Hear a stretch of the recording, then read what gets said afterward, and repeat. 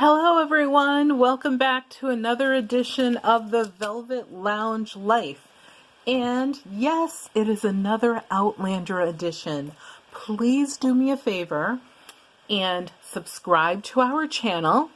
Also, remember to give us a thumbs up to show that you like this content so that YouTube can see that this is something that people actually enjoy other than just watching people play video games and do stupid pranks. So also remember to subscribe, super important. And we do offer a lot of different types of videos. And I'm sure there's a playlist that we have on this Best Unedited Variety channel for everyone. So thank you and welcome again to the Velvet Lounge Life. And we are going to talk about episode 5, season 5, Perpetual Adoration. So this, and I'm going to give you guys a few little factoids just to start. One of them is to know that there will be a season 6 of Outlander. When they renewed for season 5, they also piggybacked it by also adding season 6 in. So yahoo, more Outlander people. James Fraser is not a real historical character. That's a question I've been asked a few times, and I found that it's actually a popular question for some very bizarre reason. This story that Diana wrote is a fictionalized story with, some historical, raindrops here and there in it. But when she wrote it, she was not, trying to retell the story of anyone in particular that's in these books, or in the books. She completely wrote this, with her own imagination. Roger, before he started becoming a time traveler, let's say he's a professional time traveler, he was a professor at Oxford. I thought that was a cool fact. And just to talk about the children of Jamie and Claire Fraser, Fate, and this is in the order that they were born or either adopted. And I consider, and I'll tell you, you'll hear me talk about the people who are adopted in just a second. But Faith, remember baby Faith who died after birth? William, who is, actually Bree. Then William, who is a child of Jamie and another woman. And then we have what I call their adopted children, Fergus. And now we have Josiah and Kessie in that order. So I just thought you would love to hear those little facts. So one of the things that happened in this episode is there was a lot of Claire having memories about her previous life with Frank, and even after Frank died. So she actually does a lot of reminiscing, and the way that they wrote it into the television series is her reminiscings would mean that she would go back. She doesn't physically go back. She just goes back in thought to the past, aka past future. And, she's dressed in the clothing of that time, the hairstyles, etc. And, she's really reflecting upon this patient that she had that died from a complication because he was allergic to penicillin, which is odd because obviously in the past, in the 1700s, she's trying to create penicillin because she knows that it will save lots of lives from simple injuries to things that are more complicated. So I thought that was super interesting. She also, her patient, which is just a coincidence, is a Scottish fellow. Him and his wife, she was Scottish as well. And unfortunately, his wife had died sometime earlier.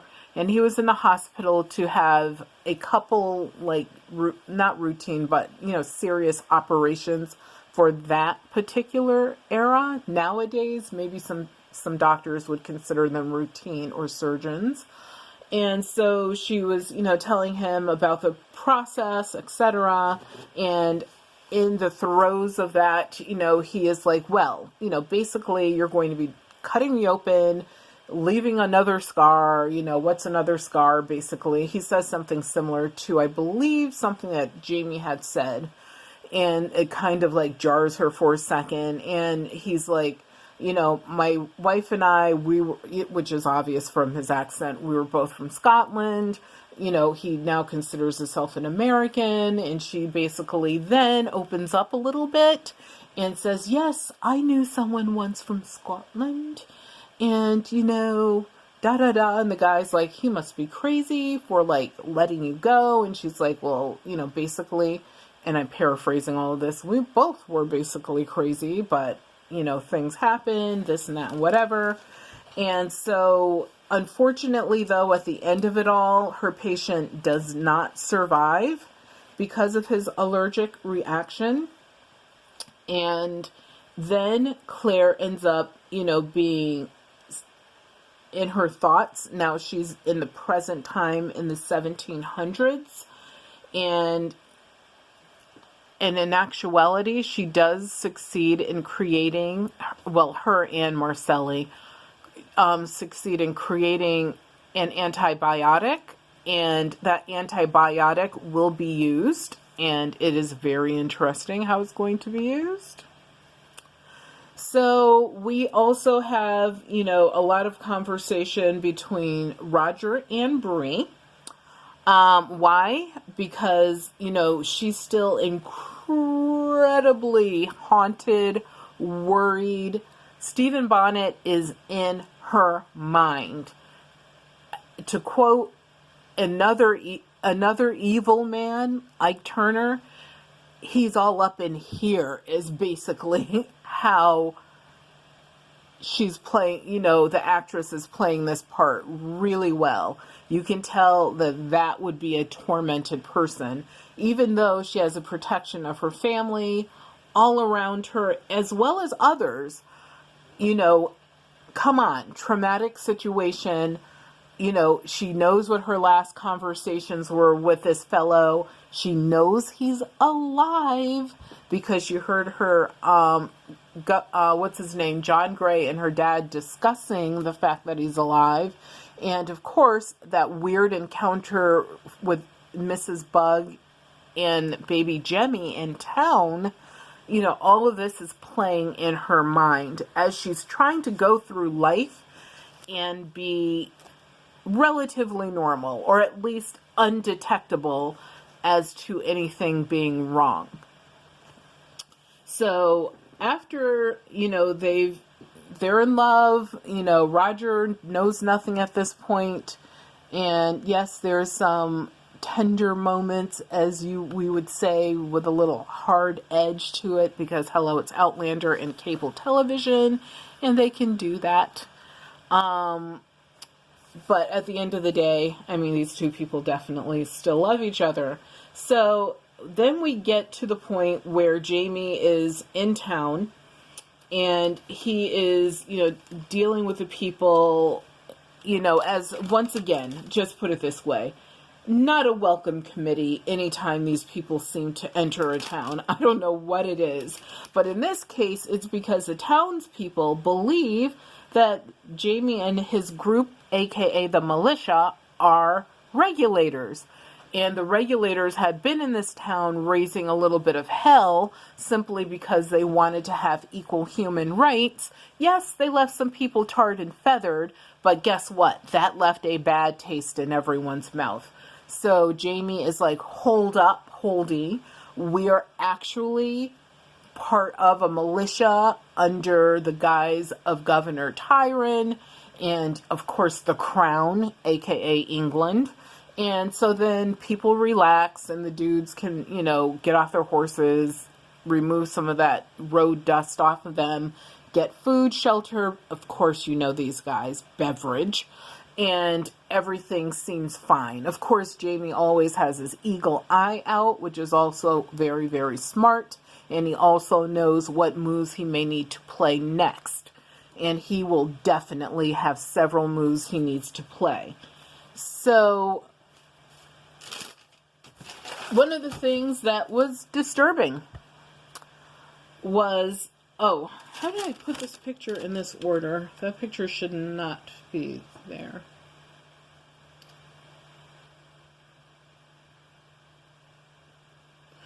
Okay, so I can actually skip over that. Apologies. So, Claire, in the meantime, is back on the ridge. So, remember, Jamie sent, or he had Roger take Claire, Kezzy, and Josiah Beardsley back to the ridge because the two boys need operations because their medical situations are just getting worse. And Kezzy is doing really, like, he's in a bad way. So he needs her operation and treatments as soon as humanly possible. So they're back at the ridge, and they're prepped, or at least Kezzy is prepped for surgery. And yes, it's a little bit gruesome because, you know, his tonsils are cut out. He's wide awake for it. You can almost feel his suffering and his fingernails gripping into the arms of the chair. He's being such an amazing soldier kid. And, you know, even when his tonsils come out, you can kind of see these things roll out of his mouth, which are disgusting. And of course the bleeding, and she has to catheterize, you know, where she took the tonsils out. And then out of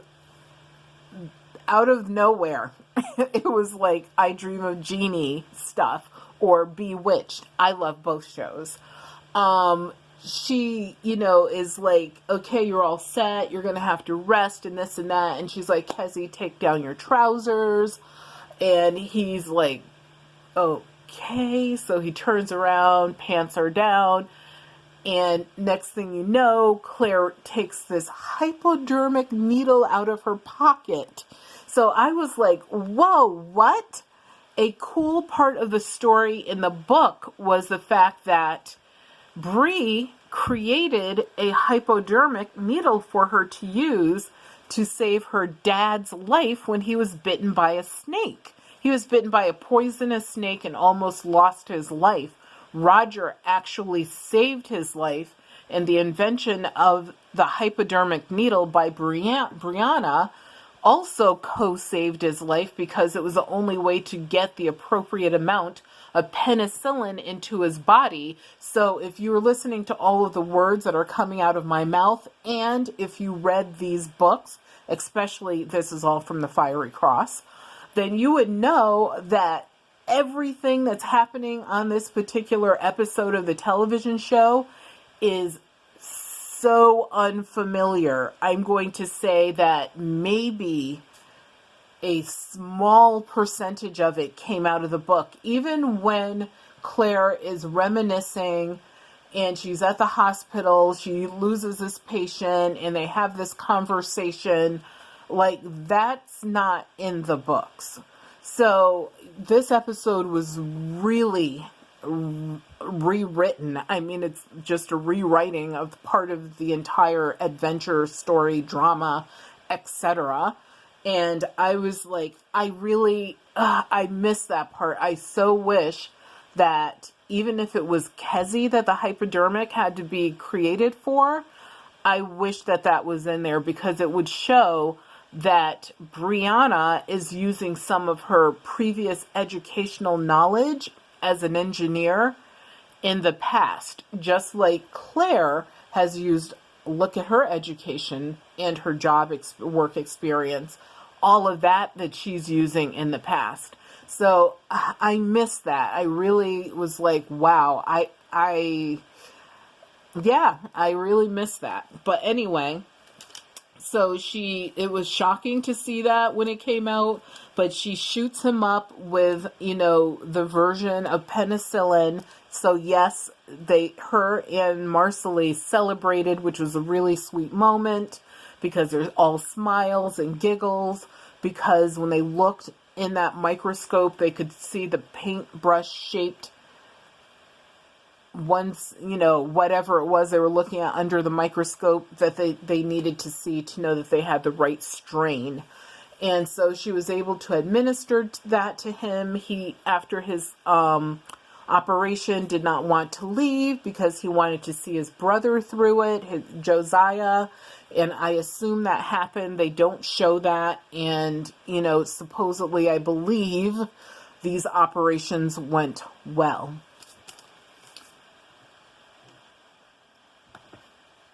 So then we have some conflict, which will definitely need a hardcore resolution.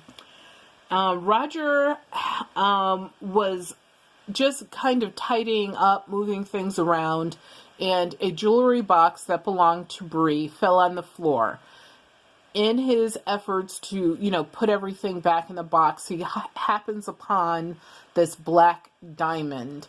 And he knows that that is the same black diamond that he and Stephen Bonnet were gambling over when he was, I believe he was on the ship, the Gloriana, at that time.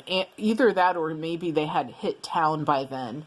And so he knew that by timing, there's no way that anyone on the ridge, let alone his wife, should have this particular precious stone. And he's like, whoa, what is going on? Like, Stephen Bonnet is dead. She went to see him hanged, or whatever, firing squad, however they killed him. She went and saw that, because remember, he's thinking that Stephen Bonnet is dead all of this time. He doesn't even know that Stephen Bonnet is not dead. One, because Jamie and John Gray, even though John Gray told Jamie that he's not dead, neither one of those folks told Roger that he wasn't dead. Also, I think, does Roger know that he's not dead? Yeah, Roger doesn't know. And then Bree, of course, she knows that he's not dead because she overheard the conversation between her dad and John Gray. And of course, we all know that Claire knows because Jamie told her. And there was even a moment in the previous episode where Jamie is like, well, at least, you know, Bree doesn't know about Stephen Bonnet.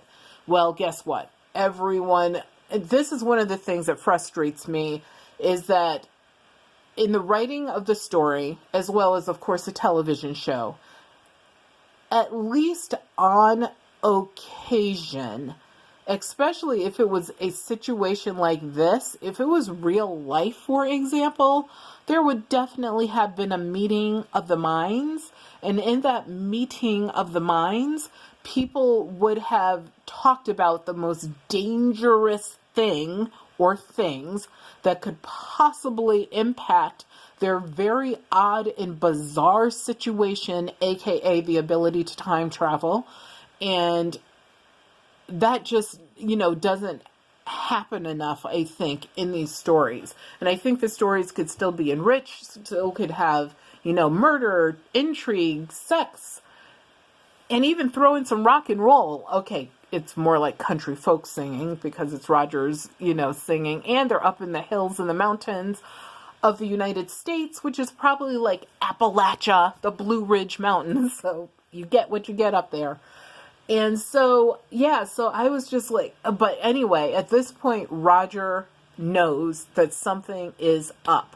So he questions Bree immediately, which is one of the things I love about the character of Roger McKenzie, is he is, if you think about it, out of all of the characters, he is technically the most honest and true.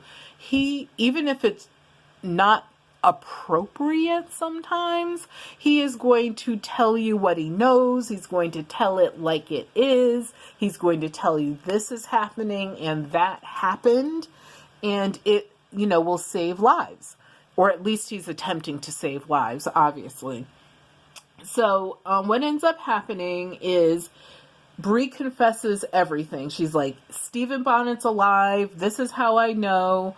Also, you know, I thought that it would be a good thing to let Stephen Bonnet know that even though he's dying, because obviously she thought he was going to be executed, But then the fire happened, the explosion, fire, etc. happened, and he ended up escaping, and she knew that. And no, she did not know that on the television show. She did not know that. And so he is like, but the other thing that I did is I told Stephen Bonnet, to give him a more peaceful goodbye, is that Jemmy is his child.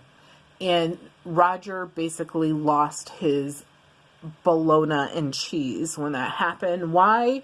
Because he has, had a blood oath, with him and this child.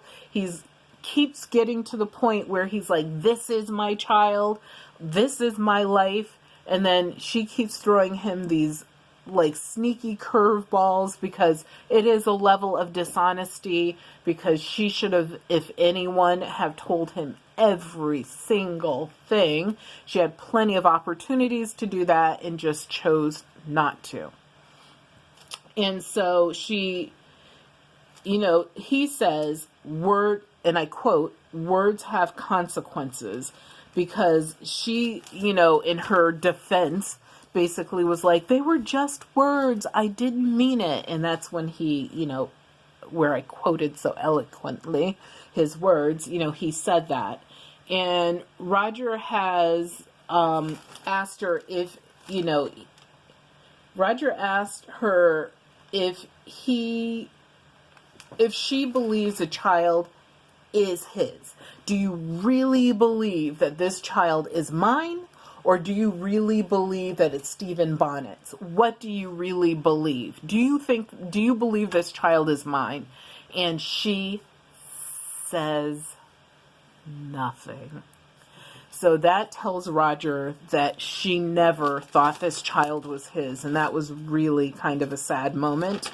And he packs a few things, heads towards the forest, just to have a night out, to think, with nature, so that he could think about, his thoughts, how do I get over this? Is this something I can recover from?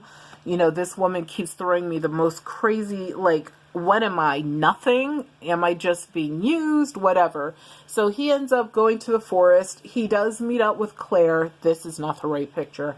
And they do have a conversation about marriage, about, sometimes people don't say things by omission because they know that, it's, first of all, not going to be beneficial, and it definitely is not going to impact the future of their relationship if you know things or if you don't know certain things.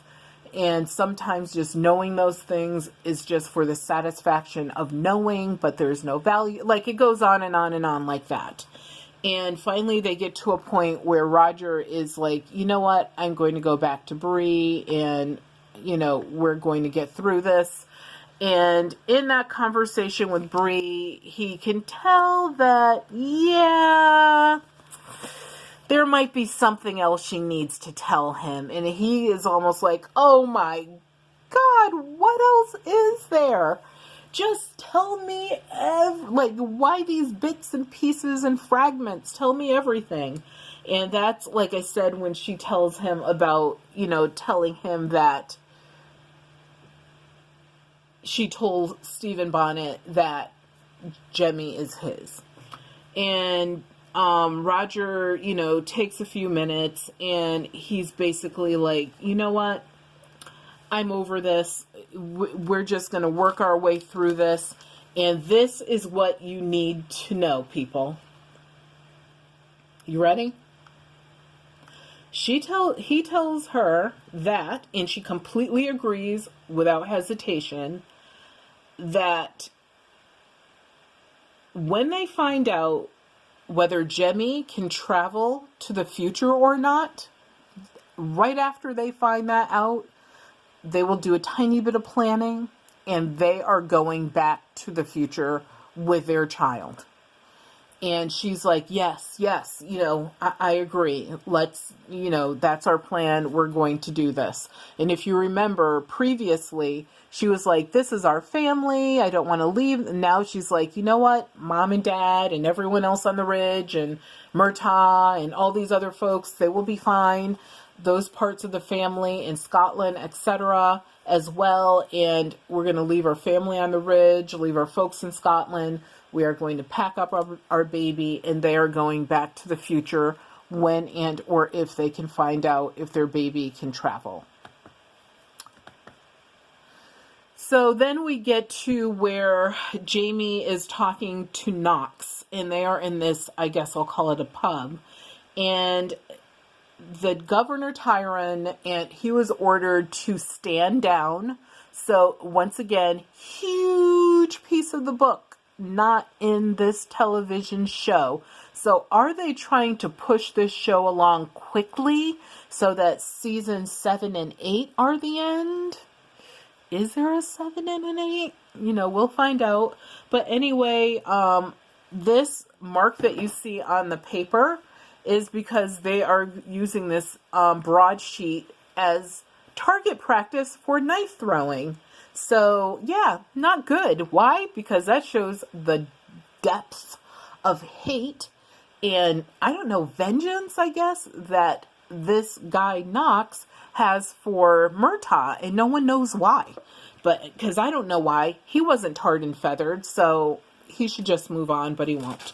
But one of the things that Knox tells Jamie is that he is ordering the prison rolls from Asdar Prison because he wants to know who all Murtaugh is associated with, so that not only can he take care of Murtaugh, he can round up some of Murtaugh's, friends, cronies, if you want to call them that, and also take care of them. What he doesn't know is he's talking to one of them, Jamie. Remember, he was at the prison, and eventually there's a conversation that takes place, and, Jamie is like, yep, okay, thank you, and, he goes off with orders to disband the militia, and also he obviously needs to warn his godfather about what's going on. So in the future, Claire meets up with Dr. Abernathy. That was so awesome. I thought that those two were able to reunite in her thoughts. Remember, she doesn't physically go back. She's just having these thoughts. But on the television show, we actually get to see them like having a particular conversation that they had in the past. And, basically he's reassuring her about life and love and such. So then what we have is, look, Asdau. Wait, is it Asdau? Let me see how you pronounce this little kitty cat's name. Yes, you guys, I have notes when I do these reviews and things because I want to make sure I give you all of the information that you need. Yes, it's Adso. So ADSO. And Adso is the name of Jamie's mother's cat that she had. So when he found this cute little kitten, it was because he had to get rid of Lieutenant Knox, because Knox had the prison rolls. Jamie told him, my name is on it. And he's like, there's a lot of Jamie Frasers. He's like, yep, but not one from Brocktora. And he's like, what? And he looks at the roll, and lo and behold, Jamie's name is on there, and his, where he originated from. They have a scuffle, a fight. Jamie ends up having to kill the guy by choking him to death after he hits his head on a wall. And then Jamie stages it so it looks as if he died of smoke inhalation by starting a fire and reversing the draft from the fireplace. And by the time the soldiers get there to save Knox, it is too late. He is dead. And Jamie then takes off. He heads back to the ridge where he, meets up with his wife again, gives her a present, which is a little kitty cat. And at the end of it all, Claire has a final thought. And in that final thought, she's telling Bree that we should go to England as your dad, meaning Randall, meaning Frank Randall had planned but didn't do because, remember, he died in a car accident. So basically, that's how it ended. And I want to thank you all for tuning in. Remember that your health is your wealth, and without your health, you have absolutely nothing. With this virus going on, please wash your hands. Be serious about taking precautions, because you are too important, and I want you to come back and be well. So thank you. Remember to give me a thumbs up. Also remember to subscribe. And I have a special video coming out for you in the middle of this week. Enjoy.